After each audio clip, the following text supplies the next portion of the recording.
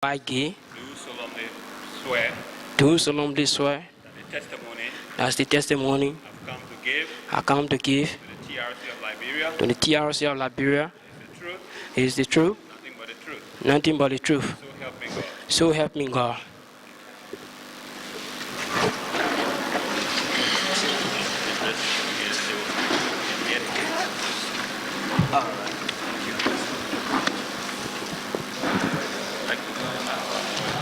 Good morning. Good morning and welcome. Thank you. I want to tell you thanks for coming to join us this morning as part of the process of the TRC to foster healing and reconciliation. This public forum is intended for all of us to come and share our experiences of the past so that we can understand what transpired and decide how we will move forward. So I want to thank you. Thank you. Okay. Your name again, can you kindly? Yeah, Eugene Gaye. Eugene Gaye. Yeah. Do you live here in Swedru? I live Pelizon. Where? Pelizon. Pelizon. Yeah. What's your date of birth, please? May 6, 1972. 72. What do you do currently? What do you do for a living? What are you into? No, I'm a student. Oh, you're a student? Yeah. Which school? Multilateral. Multilateral. Yeah. Okay, thank you. I'll introduce commissioners present here to you. At the far end of the right is Commissioner Sheikh Kafuma Konen. Next to him is Commissioner Umu Sila. Next to her is Commissioner Gerald Coleman. And then at the left, immediately after me, is Commissioner John Stewart. Next to him is Commissioner Per Brownbull. And I am Jerome Voidier. With this introduction, you can proceed with your testimony. Thank you. Okay. Sit and talk. If you want to stand or sit, it's your choice. Do whatever. Okay. So I can start now? Yeah. Okay. All right. During 1990, December, when the rebel entered in Swedru, we ran to our town, Pelizon. We were in Pelizon. When the rebel entered Pelizon, ran to the village. Our village, they call the place Polukin. We were in Polukin, and at that time, my mother was pregnant. She was in her 8 months with my little brother Martin. And each time when the sun hot, we can't be to the village. We the men, we can always run in the bush near the village. When we lay down there, anything we're doing there, we can see everything that's happening to the village. So when we went to the village, the rebel entered the village that very day. When they entered the village, I could only remember 2 persons among the rebel. I entered alone with the rebel to the village that day. And when they entered, my mother, she was pregnant and her belly was big. She couldn't run, So when the rebel entered, straight before she wake up, they surrounded her. No way for her to escape. Then my little brother Martin, he was 4 years old. They grabbed him, and the boy was crying. He can't go there easily. It's very hard. Because all the guys in there are in arm. Ain't getting me? So later on, when they finished doing what they're supposed to do to the village, they started coming back. When they were coming, the little boy was still crying. So, my father then has one big rock where they can sharpen the cock light on. Immediately they hold the boy and just knock the boy on the rock. They left him right on the spot. When they started going with the woman, along with the woman, they started coming in town. That's it. Yeah, that's Okay. Thank you very much for telling this to us. Are you related to the boy who was knocked on the rock? Yeah, like my little brother. He myself from one man, one pa. Oh, your little brother. Yes. Okay, please accept our sympathy All right. for the death, violent death of your little brother. That's why you see the commission was established. Yeah, you left something And else? since that time they took my mother away, I have not seen her. Whether they kill her or she alive, I don't know. Okay. Thank you. The commissioners will ask you one or two questions to get some clarification. Check. Mr. Witness, firstly, we want to express our sympathy to you for the death of your father and your brother and the missing of your mother.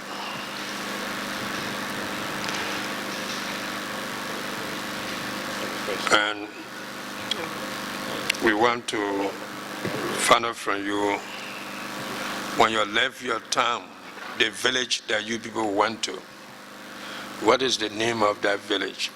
Boluken. Boluken village. Yeah. Besides your brother, your father that were killed, and your mother that were taken away, did the people also kill any other persons in that village? No, I only know of my own people. Does it mean that only you, only your family were living in that village? Yeah. And you were only 4 in total? No, even though they were not 4, we were plenty, but some of us that were not to the village, that they were only in the bush, those that they met to the village. Those who were killed were the only people that were in town? Yeah. Including your brother? Yeah, including my brother. Have you made any efforts to find out whether your mother stay alive?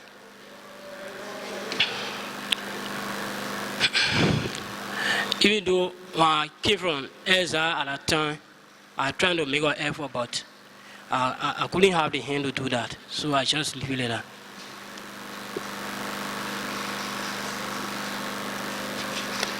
Do you remember the name of some of those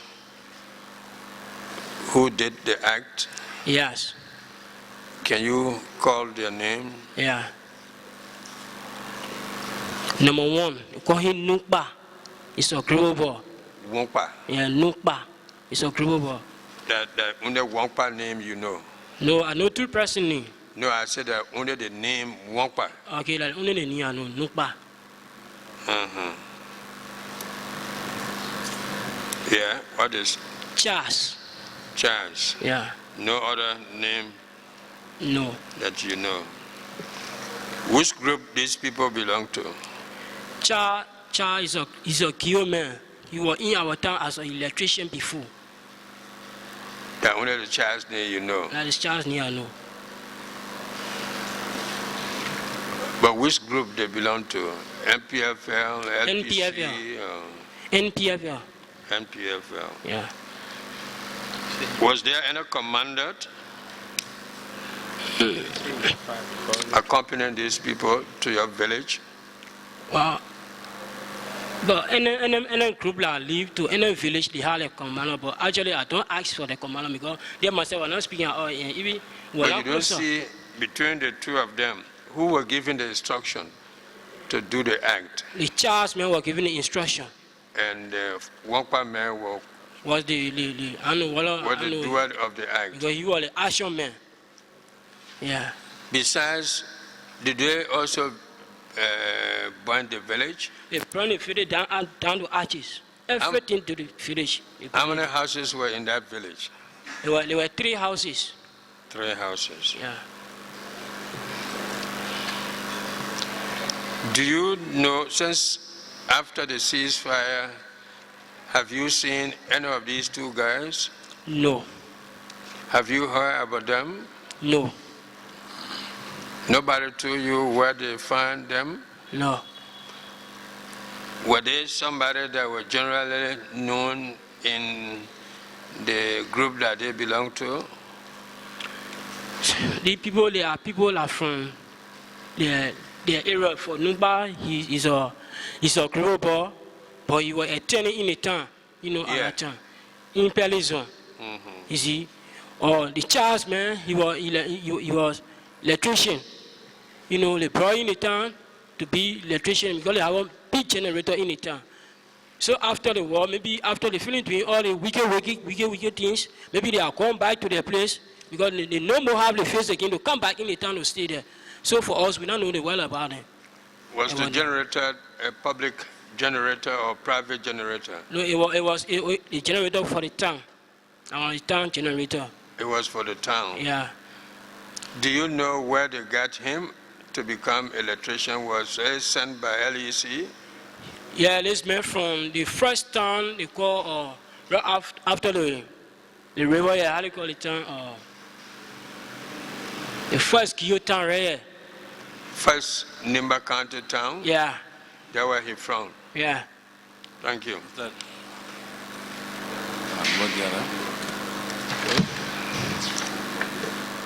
I see. The town Blood Yala? Blood Yala, okay. Eugene, thank you for coming. Thank you. I will say sorry for what happened to you. All right. Now you talk about your father, your mother, and your little brother Yeah. that was killed during the war. Yeah. Do you have other brothers and sisters now? Yeah, I have my oldest brother called him Eugene.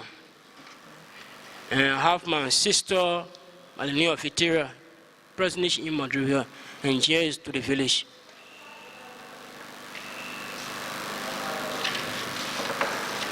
No. And since your mother and father were killed, how have this affected your life? Oh, it's a big blow to my life. Seriously. Because personally now for me, I'm staying in school ever since I had to go out of high school.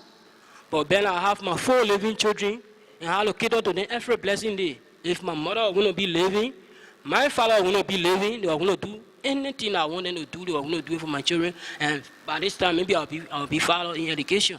So it really affected me, seriously. What was your age when all these things happened? How old were you that time? At that time, maybe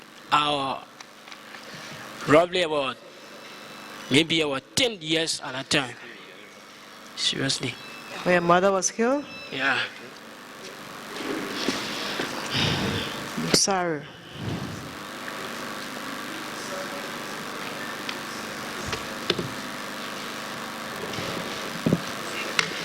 Thank you. Okay. Eugene, welcome, and thank you for your sharing with us your story.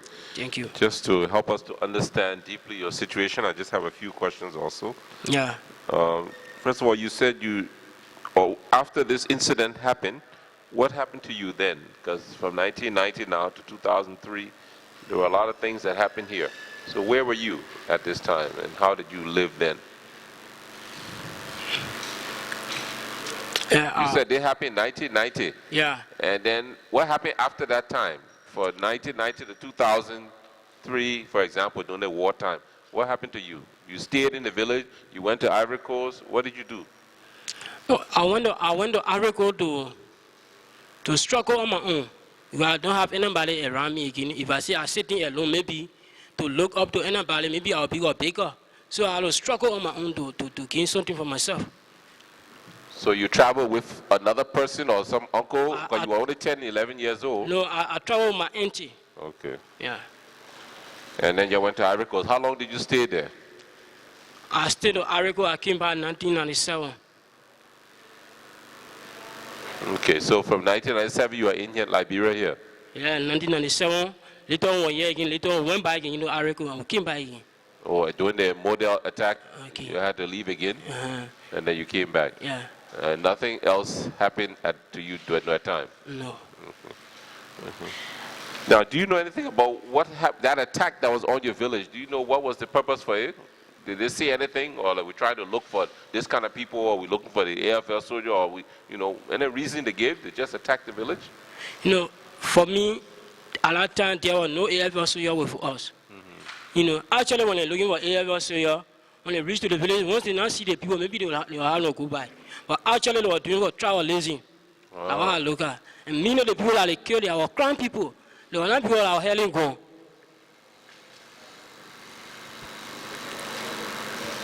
So your parents were Krahns? Yes. Okay. And I noticed you mentioned the two persons that joined them.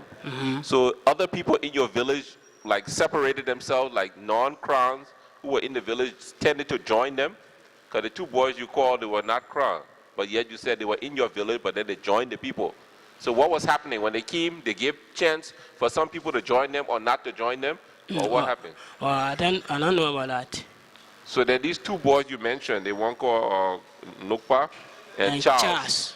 Yeah, they were in your village already, and they left and went to join the people elsewhere, or what happened? Charles and Nimba were to the town, Pelizon, and we left there in the town. We ran to the village, and later on when these people came, I had to join the people. Okay, all right, thank you. That's what I want to understand. Okay, thank you very much, and I'm sorry for the loss of your family.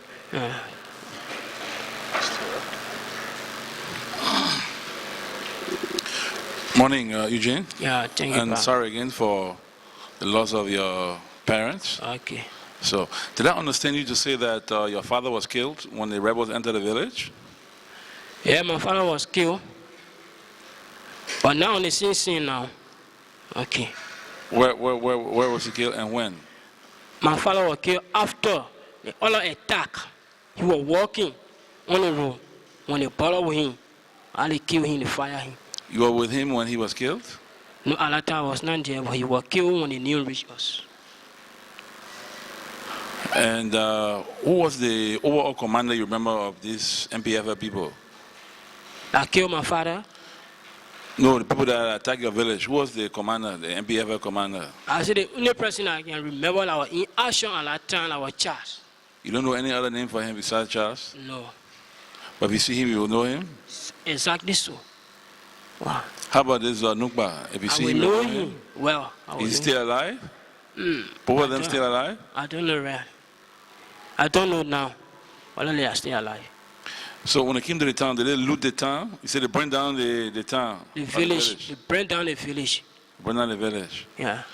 And anybody was in the houses they burnt? No, nobody was in the house they burned. They looted anything from the houses before they burned them? They carried rice and some things. What kind of things they carry? Important things like radio, like radio and things, and this is what they carry. Important things. How about in the town? They looted the town? No, for the town part, nobody can put full again. Yeah. And now the town completely after the war when went there, so far we met there. So, but they burned the town too? The town burned down. About how many houses were in that town? In Pelizon? Yes. The houses that were in Pelizon were plenty. Maybe it may reach to 62, I don't know. 62, something like that. About 62 houses. Yeah. So that town is no longer a town? No. The town is more productive now. Or the people came back and rebuilt the town? Yes. But which town you say now full of bush? No, that was the town I'm talking about. We didn't want to keep from exile and we started cleaning the place. Oh, you came back from exile in 90 what? 97. 97? Yeah. You came and cleaned up the place? Yeah. And people started rebuilding? Yeah. When they came, besides the burning of the town, you know whether they looted the town before they burned it? Like, for me, what I know really, because when the people enter the village, before they burn the village down, they looted from the village. So, to me, before they burn the town down, they have to loot the town before they burn the town down. So that's what I know of. So, really, they did it. They took any young girls with them? Fours and sevens, any young from girls? The town? Yeah. Yeah, they took some girls from the town. About how many? They took 2 girls from the town. They took one little girl called Mami. They took one other little girl called Conti. The Conti. How old were they, you think? They were big that time. Because they knew our life at that time when they took it away. You said they already knew about life at the time? Yeah. From the time they took them, have they come back? No. You have not seen them since that time? No. Nobody else from that town has seen them? Nobody. And nobody knows where they are? Where are their parents? Their parents are around here. They are in surgery here. Do you see their parents at times? Every day. And they say that they have not seen their children? No. They are not seeing them. Have they tried to contact the Red Cross or save the children or anything? Well, I don't know really. So besides the 2 girls they carried, did they force any young boys to join them? If we were escaping from them, nobody can say I will keep in town and go around it. Because most especially as a boy, if you go in front of them, once they see you, you're unfinished. So nobody can make an attempt to stand in front of anybody.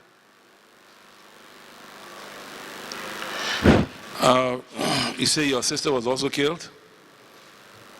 My sister, my father, my mother. What's the name of your sister? Mommy. How old was she? Mommy was, I think, if I'm not mistaken, I think 8 years. 8. She was killed in a village? In a village. She was shot? Mommy and my mother, they didn't want to take her away from the village. We met Mommy body right on the road. You met her body on the road? Right on the road. And you didn't see your Body mom? will remain to the village itself. And since that time, you have not seen your mom? Nothing like that. Have you tried to put an announcement on the radio and all of that and contact to see whether she's living somewhere? You don't know? Okay, thank you. Mr. Witness? Yeah. Good morning. Thank you, ma'am. Can you hear me from the mic? Yeah. I just want to get something clear because there's a statement that was written by you or a statement taker. And at least we're happy that you brought up your sister Manu was killed because in the statement they only refer to your brother Martin Carr. So at least thank you because that's not there. But there's another question I want to ask. Yeah. In the statement, it said it happened 1990. And from your testimony, you said you were 10 years old. According to the facts, you all ran away, you stayed in the bush, and it was 1991 that you ran to Ivory Coast. From the statement here, they say you and your father went to Ivory Coast. But now, from the question you said your auntie took you to Ivory Coast. But you did say your father did not die during that time. So did your father go with you to Ivory Coast, accompany you to Ivory Coast as on this statement, or he did not go with your knowledge? Yeah, come on again, please. The paper here before us here, Yeah. where they say you gave a statement, you say, I ran to the village with my father, George Gaye, 48 years old. Your father named George Gaye, right? Yes. So he did not accompany you to Ivory Coast? No. All right. You went with your auntie. What's the name of the auntie who took you to Ivory Coast? They call Mata. Martha? Yeah. You know Martha's last name? Mata Sulu. You can spell it if you can. S-U-L-O. Yes. All right. Now, we've been talking about Pelizon. But in this paper, he said the village where the incident took place is called Poluken. Yeah. P-O-L-U-K-E-N. Yeah, Boluken. So now, which one? Is where you were living that the incident took place, is it Poluken or Pelizon? Boluken Because you say your Pelizon was to the village. was where it took place. So it's Poluken. I think Boluken right to the village. Poluken, which cannot Pelizon. Yeah.